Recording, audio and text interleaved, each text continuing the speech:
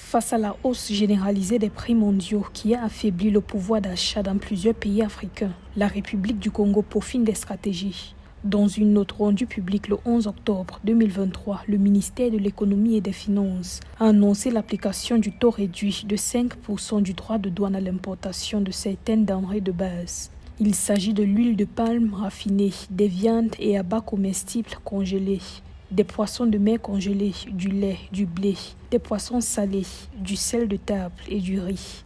Cette mesure, certes salutaire sur le plan théorique, pose quand même un réel problème sur le plan pratique parce que pareille mesure avait déjà été prise récemment par le gouvernement, mais on n'a pas senti un allègement du panier de la ménagère. L'autre stratégie consiste tout simplement à prendre des mesures assez coriaces pour essayer de réduire à une portion congrue les importations des produits surgelés qui, évidemment, absorbe l'essentiel des recettes d'importation du Congo. Donc des cuisses de poulet, la viande carnée, ainsi de suite, pour pouvoir amener les gens à investir sur le plan local. Le Congo détient 10 à 12 millions d'hectares de terres arables, mais le pays d'Afrique centrale dépend encore essentiellement des importations de denrées alimentaires qui coûtent environ 700 milliards de francs CFA par an.